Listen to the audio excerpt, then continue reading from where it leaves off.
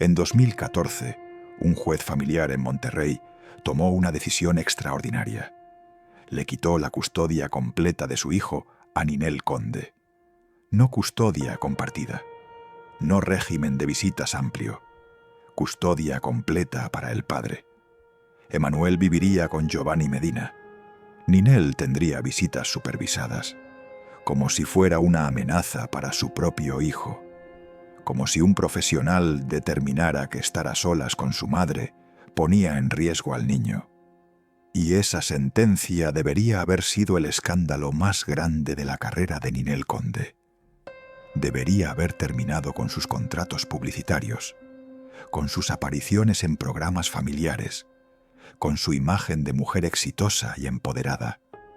Pero no lo fue, porque las razones específicas están selladas, protegidas bajo el argumento de proteger al menor, y Ninel usó ese sello como escudo. No puedo hablar de los detalles. Hay cosas que no se pueden decir públicamente. Es por proteger a mi hijo. Y México le creyó, o fingió creerle, porque era más cómodo pensar que Giovanni Medina usó su dinero para manipular el sistema que admitir lo obvio, que un juez, después de revisar evidencias, testimonios y evaluaciones psicológicas, determinó que Emanuel estaba más seguro lejos de su madre, y que esa determinación no fue caprichosa, fue basada en hechos, en patrones de comportamiento, en decisiones documentadas, en un estilo de vida que Ninel eligió mantener incluso cuando tenía un hijo de 3 años. Esta no es la historia de una madre que perdió a su hijo injustamente. Es la historia de una mujer que eligió un estilo de vida sobre su hijo, que eligió hombres peligrosos sobre la estabilidad de un niño, que eligió fiestas, cirugías y escándalos sobre la maternidad responsable. Y cuando un juez le dijo, «Esto no es apropiado para un menor», ella no cambió. Simplemente contrató mejores abogados, lloró en cámaras y siguió exactamente con el mismo patrón. Y la razón real por la que perdió a su hijo no es un secreto. Está en cada decisión pública que tomó, en cada hombre con el que se involucró, en cada foto que subió, en cada estilo de vida que presumió. Solo que nadie quiso conectar los puntos, porque conectarlos significaría admitir algo incómodo, que hay madres que eligen mal, que hay mujeres que no deberían tener custodia, y que a veces los jueces tienen razón. Todos conocen la versión de Ninel Conde sobre la pérdida de custodia. La ha contado en entrevistas durante 11 años. Giovanni Medina es rico. Giovanni Medina tiene conexiones políticas en Monterrey. Giovanni Medina usó su poder para manipular el sistema judicial. Giovanni Medina le quitó a su hijo por venganza. Porque ella lo dejó. Porque él es controlador. Porque no podía aceptar que ella siguiera siendo famosa. Esa es la narrativa que Ninel ha vendido durante más de una década. Y funcionó. El público mexicano ama las historias de mujeres fuertes enfrentándose a hombres poderosos y abusivos. Las revistas compraron esa versión. Las televisoras la invitaron a llorar en sus programas. Las marcas siguieron contratándola porque la veían como víctima del machismo mexicano. Pero esa narrativa tiene un problema fundamental. Es mentira, o al menos es una verdad tan distorsionada que se convierte en mentira. Porque Giovanni Medina no le quitó a Emanuel por venganza. Un juez se lo quitó después de revisar evidencias durante meses, después de escuchar testimonios de personas cercanas, después de ordenar evaluaciones psicológicas de ambos padres, después de revisar fotografías, videos, registros de llamadas y todo lo que se presenta en una batalla de custodia de alto perfil. Y ese juez, que no tenía ninguna razón para favorecer a Giovanni Medina sobre Ninel Conde, determinó algo que debería haber destruido la carrera pública de Ninel. que el ambiente en el hogar de Ninel Conde no era apropiado para un niño de 3 años, que las personas con las que Ninel se relacionaba representaban riesgo potencial, que el estilo de vida que Ninel mantenía no era compatible con maternidad responsable y que Manuel estaba mejor con su padre.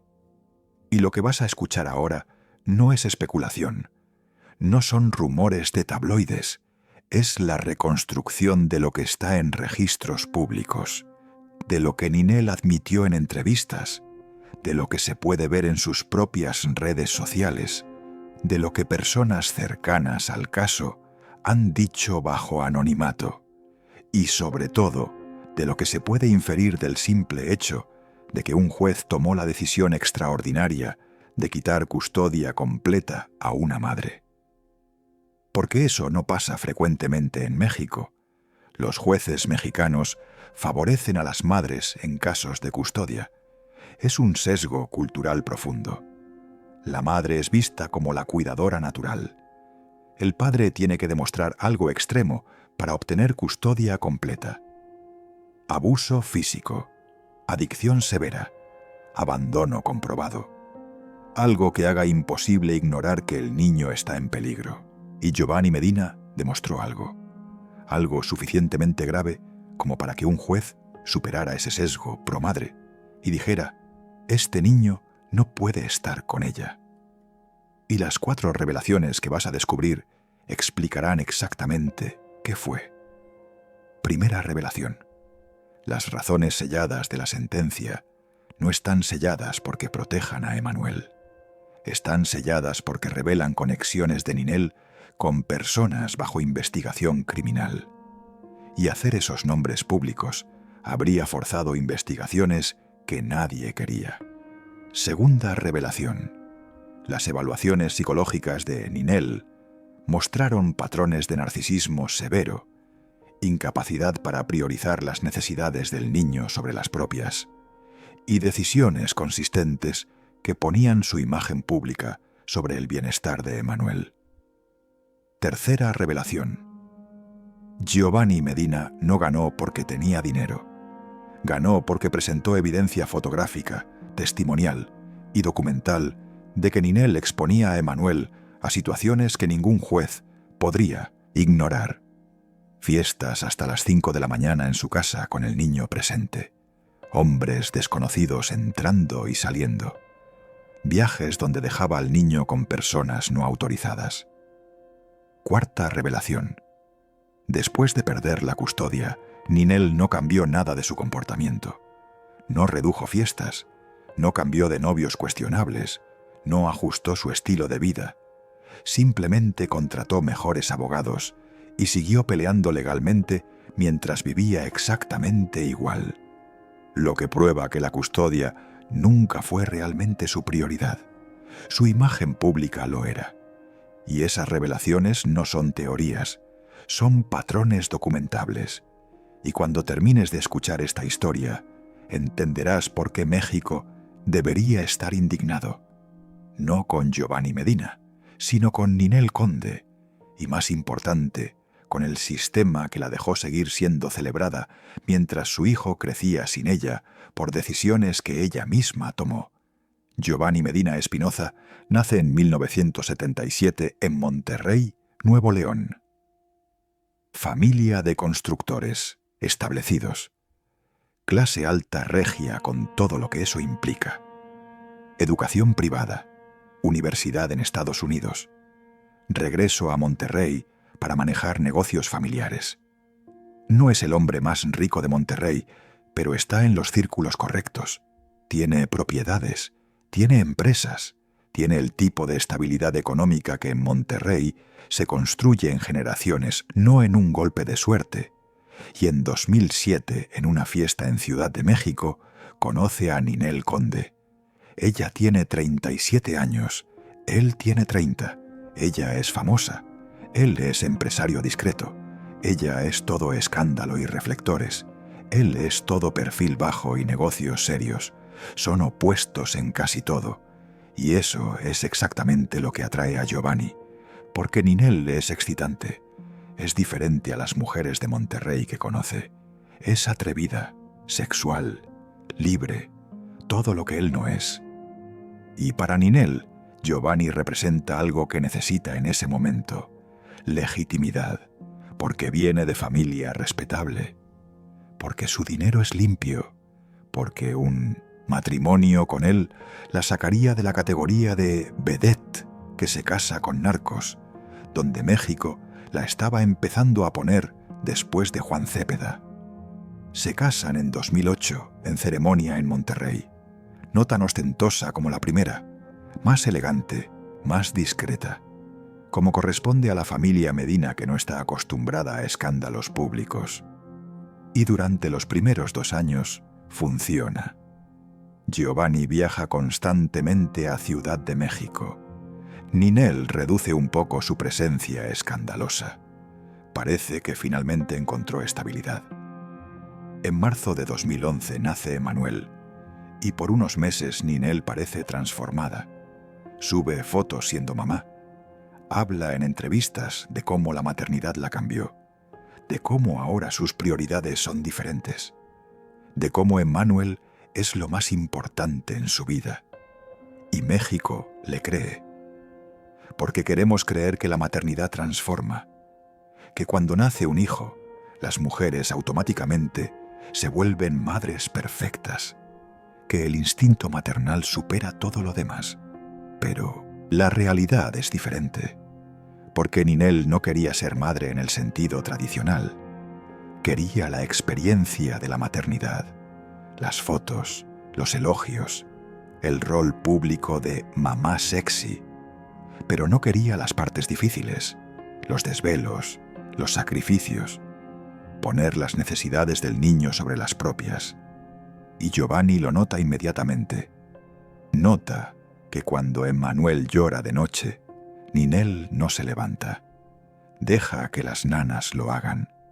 Nota que cuando hay eventos importantes, Ninel prioriza su carrera sobre estar con el bebé.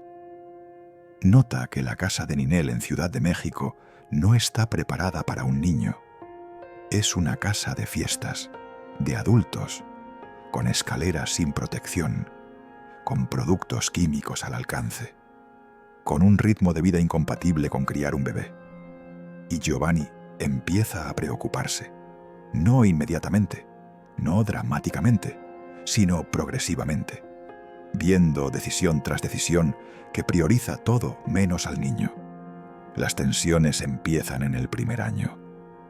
Giovanni quiere que Ninel se mude a Monterrey, que Emanuel crezca ahí donde hay familia, donde hay estabilidad, donde no hay reflectores constantes. Ninel se niega. Su carrera está en Ciudad de México, sus contratos, sus apariciones. No puede ser madre de tiempo completo en Monterrey. Necesita seguir siendo Ninel Conde. Y ahí está el primer conflicto fundamental. Giovanni quiere esposa y madre. Ninel quiere seguir siendo celebridad que casualmente tiene esposo e hijo, y ninguno está dispuesto a ceder. Para 2012 ya están viviendo separados la mayor parte del tiempo. Giovanni en Monterrey con Emanuel. Ninel en Ciudad de México trabajando.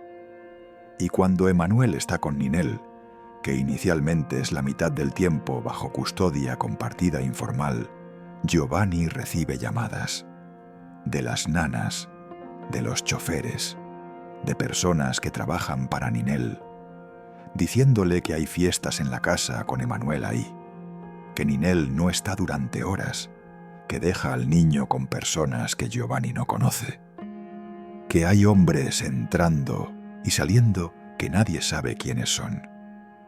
Y Giovanni hace lo que cualquier padre haría. Empieza a documentar, no con intención inmediata de pelear custodia, sino porque empieza a preocuparse genuinamente por la seguridad de su hijo.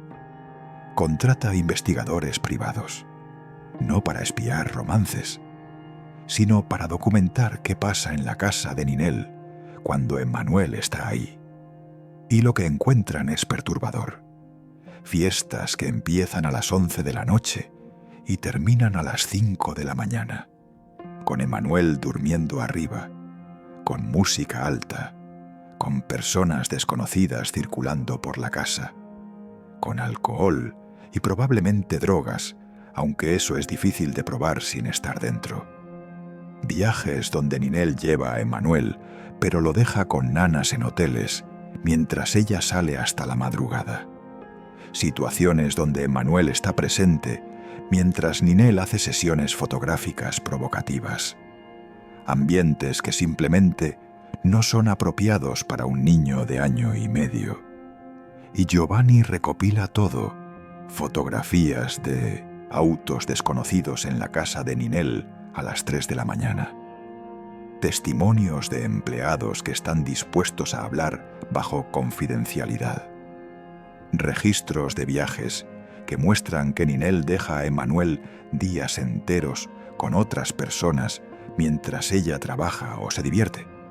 Y en septiembre de 2012 le da un ultimátum. O Ninel cambia su estilo de vida y se enfoca en ser madre, o él pelea la custodia completa. Porque no puede seguir exponiendo a Emanuel a ese ambiente. Y Ninel se ofende, se enoja, porque en su mente ella no está haciendo nada malo. Está viviendo su vida, está trabajando, está siendo exitosa, y el niño está cuidado, tiene nanas, tiene de todo lo material. ¿Qué más puede pedir Giovanni? Y esa respuesta le dice a Giovanni todo lo que necesita saber.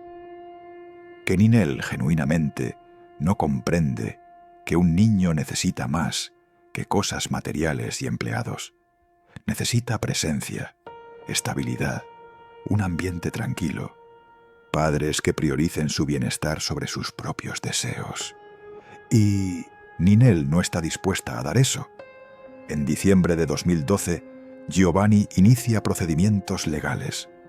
No hace escándalo público, no habla con medios, simplemente presenta demanda de custodia completa ante juez familiar en Monterrey. Porque Emanuel está registrado ahí.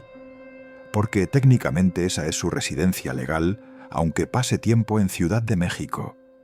La demanda es de 150 páginas, con evidencia fotográfica, con testimonios de 6 personas que trabajaron para Ninel o estuvieron en su casa, con registros de llamadas donde Giovanni pedía hablar con Emanuel y no estaba disponible porque Ninel lo dejó con alguien, con evaluaciones de psicólogos infantiles explicando qué tipo de ambiente necesita un niño de esa edad. Es una demanda seria, profesional. No es ataque emocional, es presentación metódica de por qué Emanuel está en riesgo. Y Ninel responde con lo que siempre responde. Drama público. Sube fotos con Emanuel llorando. Me quieren quitar a mi hijo. Da entrevistas. Giovanni está usando su dinero para destruirme. Organiza apariciones en programas. Soy víctima del machismo. Y México reacciona exactamente como ella esperaba, con simpatía, con indignación contra Giovanni, porque la narrativa es perfecta. Madre luchadora contra padre rico y poderoso. Y los medios la compran. Pero en la sala del juzgado, lejos de cámaras, la historia es diferente. Porque ahí Ninel tiene que responder preguntas bajo juramento. Tiene que explicar por qué hay fotos de fiestas en su casa con Emanuel presente. Tiene que justificar por qué dejó al niño 3 días con una nana mientras ella estaba en Acapulco con amigos. Tiene que defenderse de testimonios de personas que la vieron priorizar sesiones fotográficas sobre tiempo con su hijo. Y sus respuestas no son buenas, son evasivas, son justificaciones. Trabajo para darle lo mejor. Las fiestas no eran en horarios de Emanuel. Confío en mis empleados. Y el juez no se las compra, porque ha visto suficientes casos para reconocer cuando una madre está genuinamente preocupada por su hijo versus cuando está preocupada por su imagen. El proceso dura 14 meses. 14 meses de evaluaciones psicológicas, de entrevistas con trabajadores sociales, de testimonios, de presentación de evidencias. Y en cada etapa, el caso de Giovanni se fortalece. Porque las evaluaciones psicológicas de Ninel son devastadoras, no públicas, selladas. Pero las personas cercanas al caso dicen que muestran exactamente lo que Giovanni argumentaba: narcisismo severo, incapacidad para priorizar necesidades del niño sobre imagen propia, falta de vínculos emocionales profundos y, sobre todo, falta de insight. Ninel genuinamente no ve que está haciendo algo malo. En su mente es madre perfecta. Provee económicamente. El niño tiene lujos. ¿Qué más necesita? Y esa falta de comprensión es exactamente lo que preocupa al juez. Porque una madre que no puede ver que está poniendo en riesgo a su hijo no va a cambiar. Va a seguir tomando las mismas decisiones. Las trabajadoras sociales que visitan ambos hogares reportan diferencias dramáticas. La casa de Giovanni en Monterrey está completamente adaptada para niño. Juguetes apropiados para edad, horarios estructurados, personal capacitado en cuidado infantil, ambiente tranquilo y estable. La casa de Ninel en Ciudad de México es caótica, horarios inexistentes, personal que cambia constantemente, ambiente adulto. Y cuando las trabajadoras hacen visitas sorpresa, frecuentemente Ninel no está trabajando. Y Emmanuel está con empleados. Y llega febrero de 2014. El juez emite su sentencia y es extraordinaria en su claridad. Custodia completa para Giovanni Medina. Emmanuel vivirá permanentemente en Monterrey. Ninel Conde tendrá régimen de visitas supervisadas, inicialmente 2 veces al mes, en presencia de trabajadora social, en lugares públicos o en casa de Giovanni. No en casa de Ninel hasta que demuestre cambios significativos en su estilo de vida. La sentencia no está completamente pública. Las razones específicas están selladas para proteger al menor. Pero el fallo en sí es claro. El juez determinó que el ambiente que Ninel proporciona no es apropiado para desarrollo saludable de un niño de 3 años. Que las personas con las que Ninel se relaciona representan riesgo potencial. Que el estilo de vida de Ninel es incompatible con maternidad responsable. Y que Emmanuel está significativamente mejor con su padre. Y esa sentencia debería haber sido el fin de la carrera pública de Ninel, al menos de su carrera en programas familiares, en comerciales de productos para niños, en su imagen de mamá empoderada. Porque un juez determinó oficialmente que no es apta para tener custodia de su propio hijo. Eso no es opinión, no es chisme, es determinación legal después de revisar evidencias durante 14 meses. Pero México no reacciona así, porque Ninel controla la narrativa, sale llorando del juzgado. Me quitaron a mi hijo injustamente. Da entrevistas en todos los programas. El sistema me falló. Sube videos en redes sociales. Giovanni usó su poder contra mí. Y nunca menciona las razones reales. Nunca dice, el juez determinó que mi estilo de vida ponía en riesgo a Emmanuel. Nunca admite, las evaluaciones psicológicas mostraron problemas. Nunca reconoce, las trabajadoras sociales encontraron que mi casa no era apropiada. Simplemente llora, acusa, victimiza, y México le cree, porque queremos creer en madres víctimas, porque es más cómodo pensar que el sistema está corrupto que admitir que a veces las madres pierden custodia por razones válidas. Y Ninel usa ese sello de proteger al menor como escudo perfecto. Cada vez que alguien pregunta por detalles, responde, no puedo hablar. Está sellado por proteger a mi hijo. Lo que es técnicamente verdad, pero es verdad manipulada, porque el sello protege a Emmanuel de que se hagan públicos detalles específicos sobre su madre. No protege a Ninel de admitir que perdió por sus propias decisiones. Y lo más revelador es lo que Ninel hace después de perder la custodia. Si realmente fuera víctima injusta del sistema, si realmente Giovanni hubiera manipulado todo, si realmente su único crimen fuera ser madre trabajadora, ¿qué haría? Cambiaría todo. Demostraría que el juez estaba equivocado, reduciría fiestas, estabilizaría su vida personal, crearía ambiente apropiado para que en la siguiente revisión pudiera recuperar al menos custodia compartida. Pero Ninel no hace nada de eso, literalmente nada. 6 meses después de perder la custodia, está en relación con nuevo novio, con historial cuestionable, con estilo de vida que genera preguntas. 1 año después, sigue haciendo las mismas fiestas, subiendo las mismas fotos provocativas, manteniendo el mismo ritmo de vida caótico.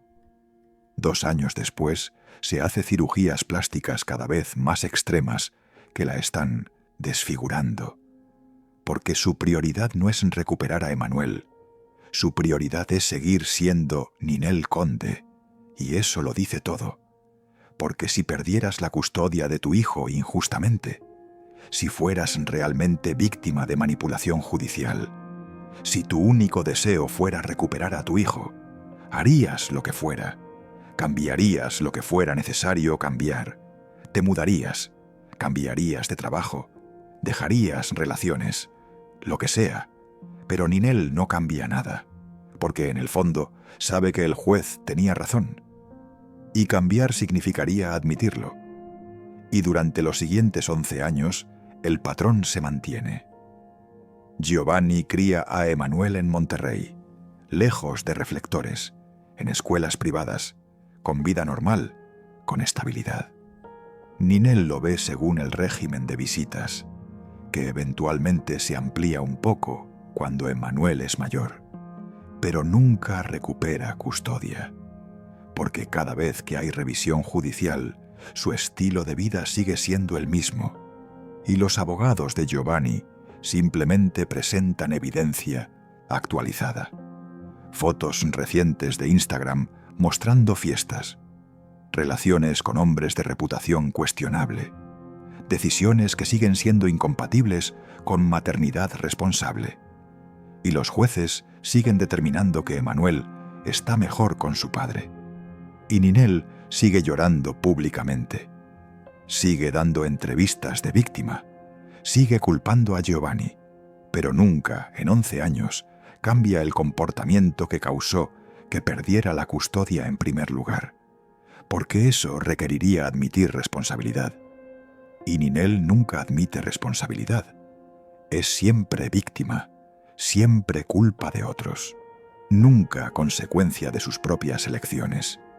Y lo más indignante no es que Ninel perdiera la custodia. Lo indignante es que México la dejó seguir siendo celebrada, que Televisa la siguió contratando, que TV Azteca la siguió invitando, que marcas la siguieron usando en publicidad, que el público la siguió consumiendo, como si nada hubiera pasado, como si un juez no hubiera determinado oficialmente que no es apta para criar a su propio hijo. Imagina eso en contexto diferente. Imagina que un maestro pierde su licencia porque se determina que pone en riesgo a niños. ¿Lo seguirías contratando para dar clases? Imagina que un doctor pierde su cédula por mala práctica. ¿Lo seguirías dejando operar? Imagina que un contador va a prisión por fraude. ¿Lo seguirías dejando manejar tu dinero? No, porque entendemos que ciertas determinaciones tienen consecuencias, que ciertas decisiones te descalifican de ciertas actividades, pero con celebridades no aplicamos esas reglas.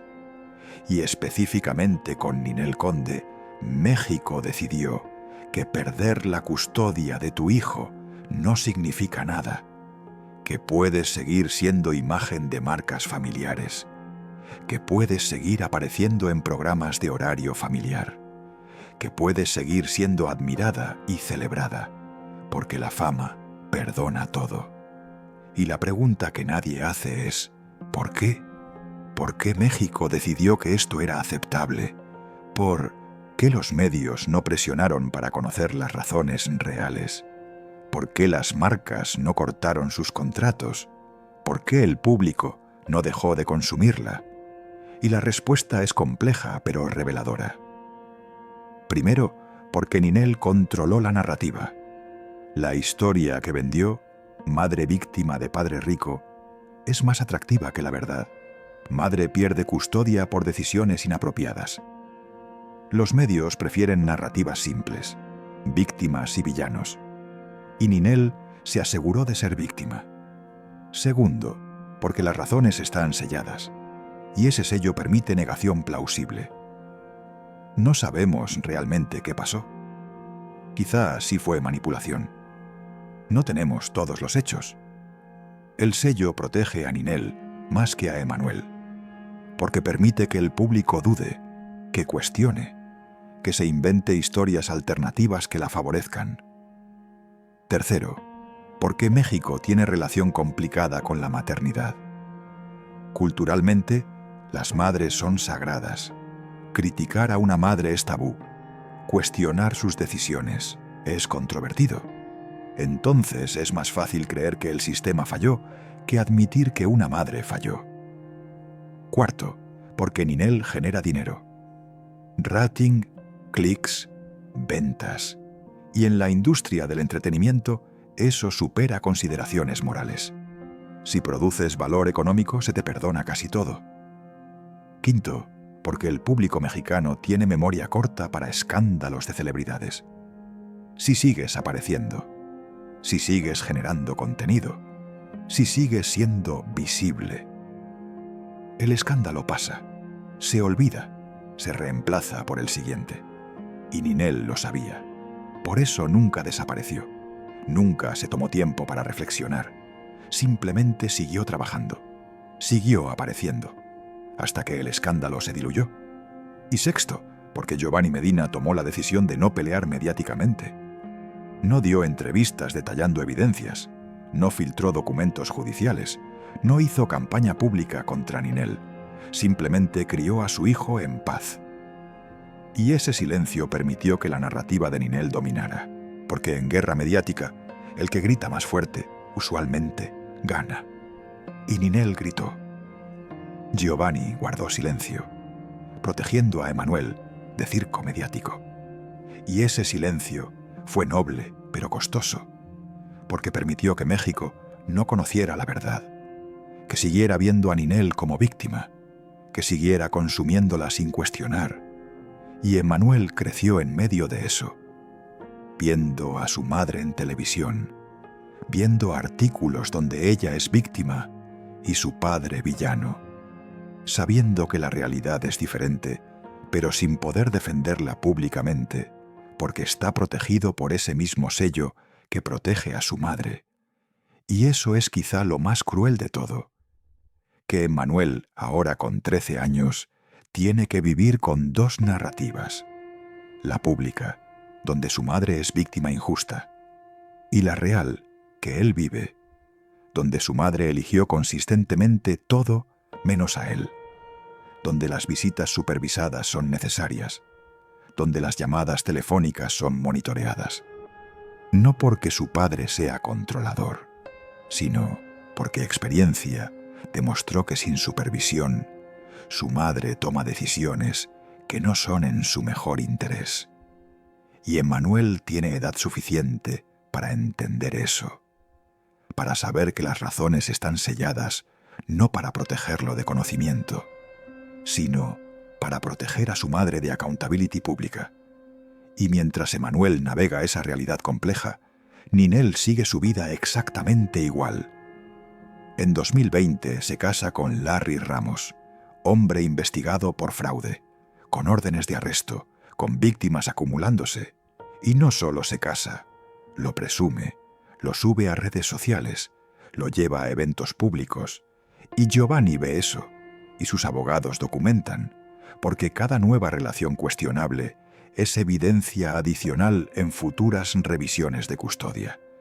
Cada decisión pública que demuestra falta de juicio es munición para mantener el régimen actual.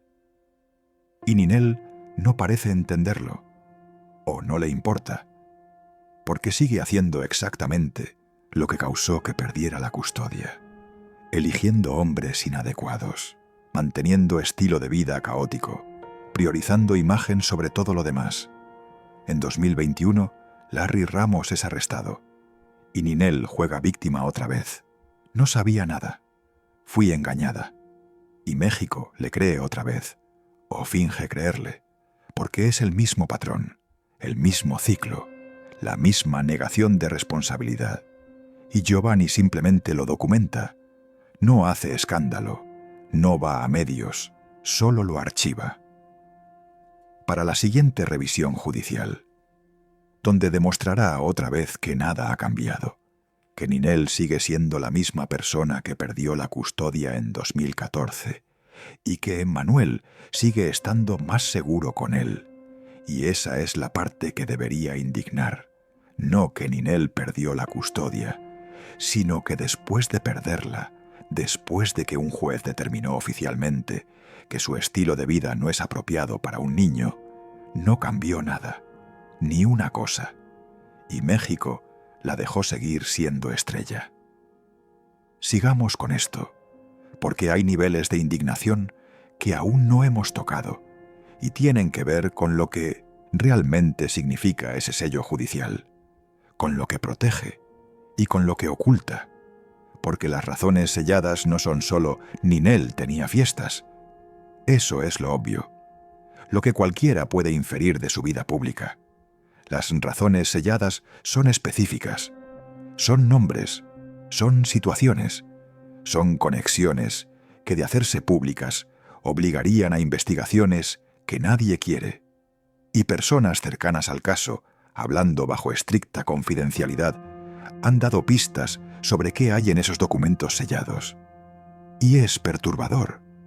Las razones incluyen testimonios de empleados sobre personas específicas que frecuentaban la casa de Ninel mientras Emmanuel estaba ahí. Personas con antecedentes criminales, personas bajo investigación, personas cuya presencia cerca de un niño es suficiente para que cualquier juez se preocupe. Y no estamos hablando de novios con pasado cuestionable. Estamos hablando de personas que no deberían estar cerca de ningún niño. Punto. Las razones incluyen incidentes específicos que fueron reportados a trabajadoras sociales. Situaciones donde Emmanuel estuvo en riesgo directo, no riesgo teórico, riesgo real, donde algo pudo pasar y solo por suerte no pasó. Y esos incidentes están documentados, con fechas, con testimonios, con evidencia que Giovanni presentó y que el juez consideró suficientemente grave como para no permitir que se repitan. Las razones incluyen evaluaciones psicológicas que muestran que Ninel tiene dificultad distinguiendo entre realidad y la imagen que quiere proyectar, que su narcisismo no es solo vanidad superficial, es patológico, es incapacidad real para poner necesidades de otro ser humano, incluso su hijo, por encima de su necesidad de validación y atención. Y eso no es opinión. Es evaluación profesional de psicólogos que pasaron meses analizándola.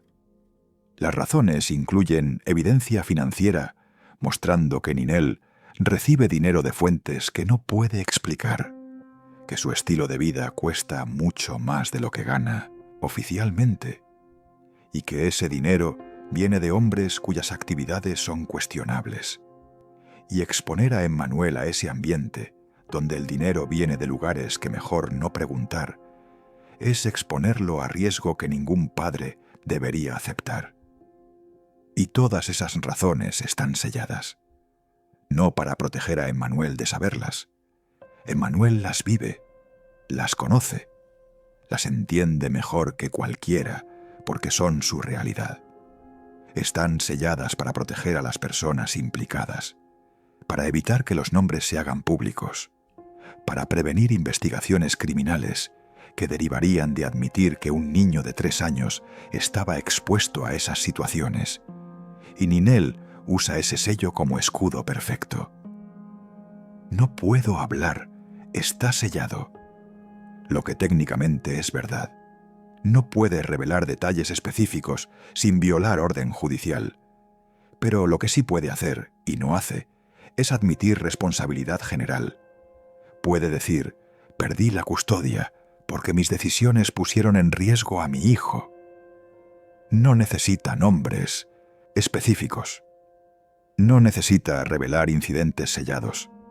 Solo necesita admitir la verdad fundamental, que falló como madre, que priorizó mal, que el juez tuvo razón, pero nunca lo admite, porque admitirlo destruiría su narrativa de víctima, y esa narrativa es lo único que la mantiene relevante, porque sin ella es solo una actriz mediocre de 54 años que perdió la custodia de su hijo por decisiones que cualquier persona razonable consideraría inaceptables. Y mientras Ninel mantiene esa narrativa falsa, Emmanuel crece. Y cada año es más difícil, porque a los 5, 6, 7 años puedes explicarle a un niño versión simplificada. Vives con papá porque es mejor así. Pero a los 10, 11, 12, 13 años, los niños entienden. Leen artículos, ven programas, escuchan conversaciones. Y Emmanuel tiene que reconciliar dos realidades. La pública, donde su madre es víctima que llora en televisión, y la privada, que él vive, donde su madre cancela visitas porque tiene compromisos de trabajo, donde su madre sube fotos con novio nuevo cada año, donde su madre está más preocupada por su siguiente cirugía que por su próxima visita. Y esa disonancia es dañina, es confusa, es dolorosa, porque Emmanuel quiere amar a su madre. Todos los niños quieren amar a sus madres, pero también tiene que protegerse, tiene que entender que su madre no es confiable, que sus promesas no se cumplen, que su amor es condicional y narcisista. Y Giovanni tiene que navegar eso, tiene que ser padre y madre, tiene que explicar por qué mamá no puede tener custodia sin destruir la imagen de mamá. Tiene que permitir que Emmanuel ame a Ninel mientras protegiéndolo de sus decisiones. Es equilibrio imposible. Y lo hace solo, porque Ninel no ayuda, Ninel no facilita. Ninel hace todo más difícil con cada entrevista donde se victimiza, con cada post donde implica que Giovanni es villano, con cada aparición pública donde llora por hijo que supuestamente le quitaron injustamente. Y Emmanuel ve eso, y se confunde, y se enoja, porque conoce la verdad. Conoce que las visitas supervisadas existen porque su madre no puede ser confiada sin supervisión. Conoce que su padre no es villano, es protector. Y cada vez que su madre miente públicamente, está forzándolo a elegir entre creer la versión pública o su experiencia vivida. Y ningún niño debería tener que hacer esa elección. Y aquí está lo que realmente debería indignar. Que todo esto era evitable. Completamente evitable.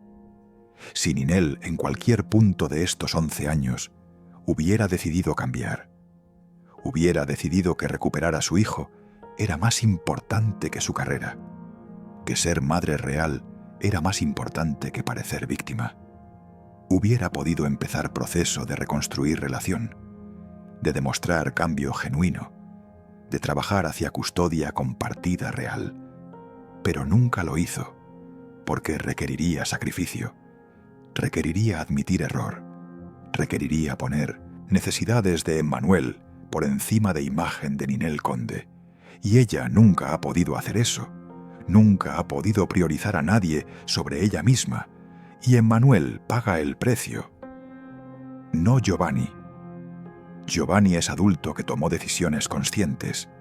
Emmanuel es niño que no pidió nada de esto, que solo quería madre presente, madre estable, madre que lo pusiera primero.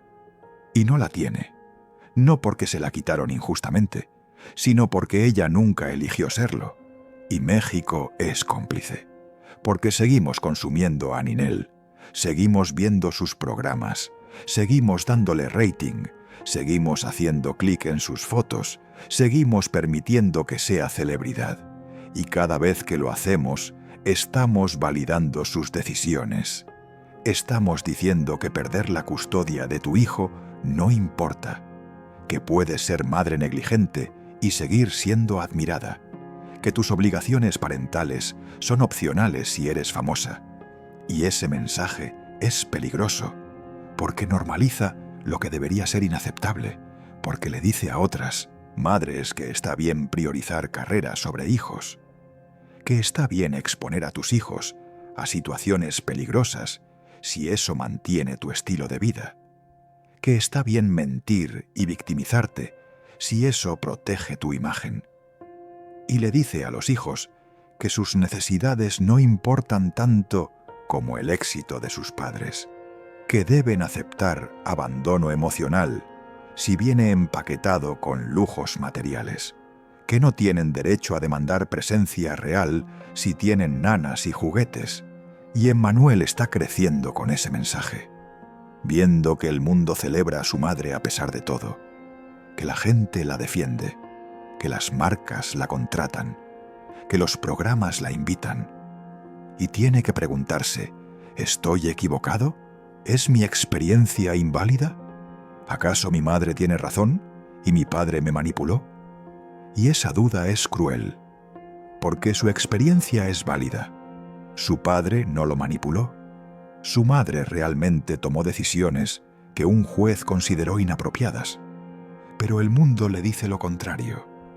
Y esa disonancia puede ser psicológicamente devastadora.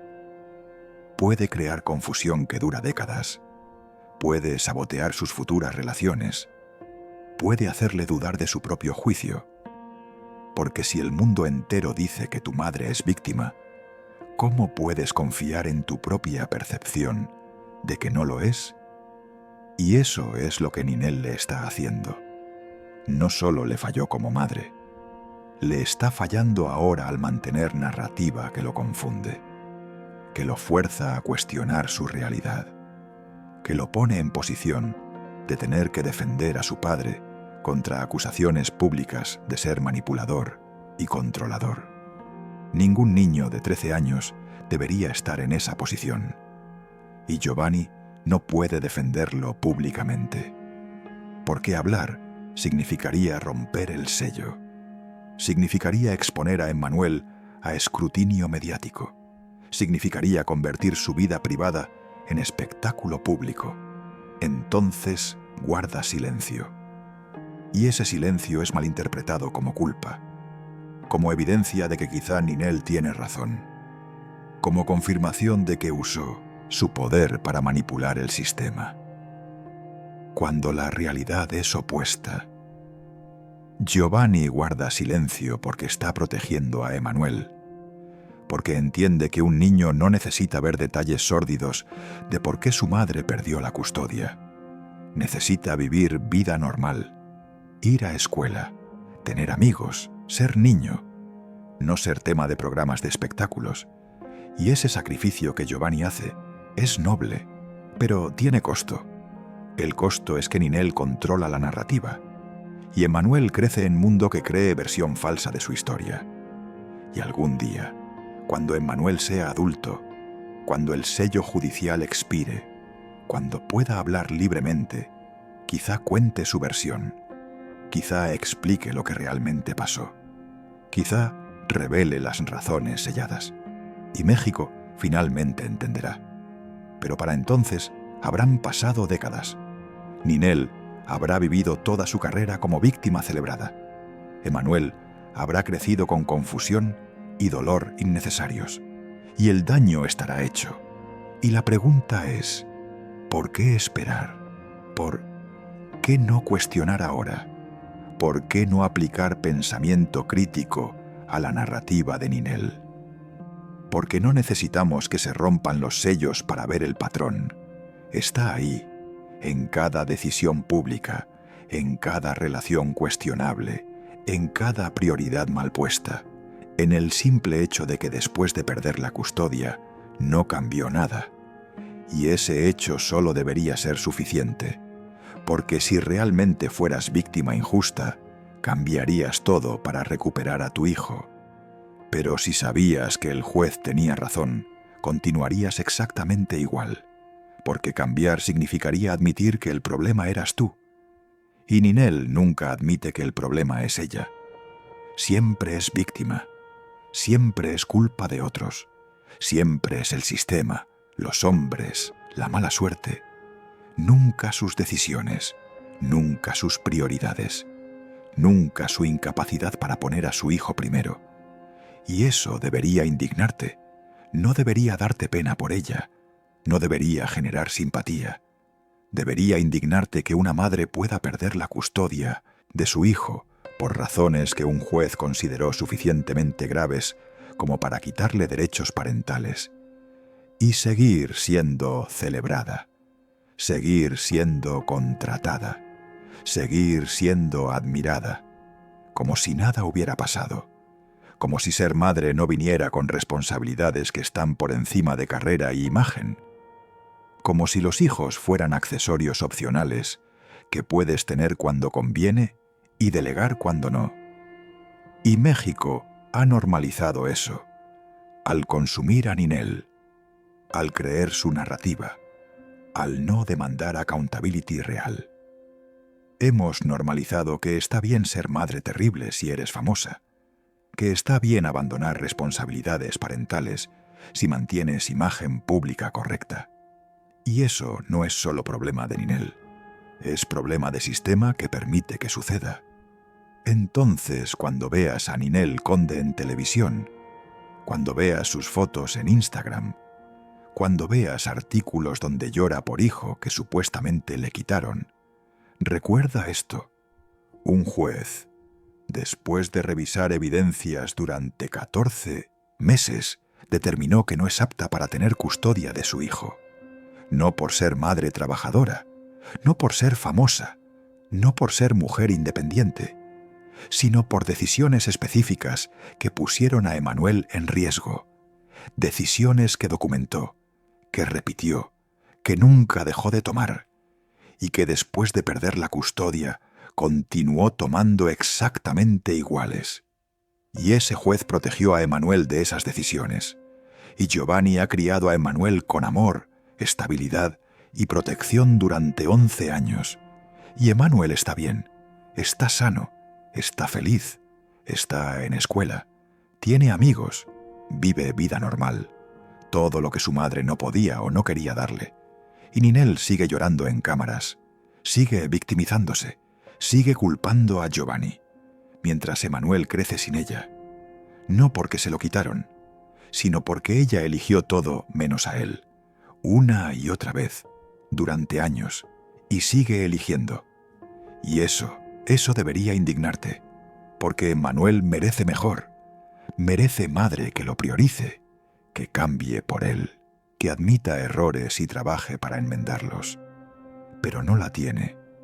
Tiene madre que prefiere ser víctima pública que madre privada, que prefiere llorar en televisión que hacer el trabajo real de reconstruir relación, que prefiere mantener imagen que admitir responsabilidad. Y México la habilita, la consume, la celebra, y en proceso le dice a Emmanuel que su experiencia no importa, que la versión pública de su madre es más válida que su realidad vivida. Y eso es crueldad, no de Giovanni que lo protege, sino de sistema que celebra a mujer que lo falló, y de público que consume esa celebración sin cuestionar, sin demandar verdad, sin exigir accountability, porque al final, Emmanuel es el único verdaderamente afectado, el único cuya voz no se escucha, el único cuya versión no importa, porque está protegido por sello que también protege a su madre, y tiene que vivir con esa injusticia hasta que sea adulto, hasta que pueda hablar, hasta que pueda contar su verdad. Y para entonces su infancia ya habrá pasado, y no la recuperará.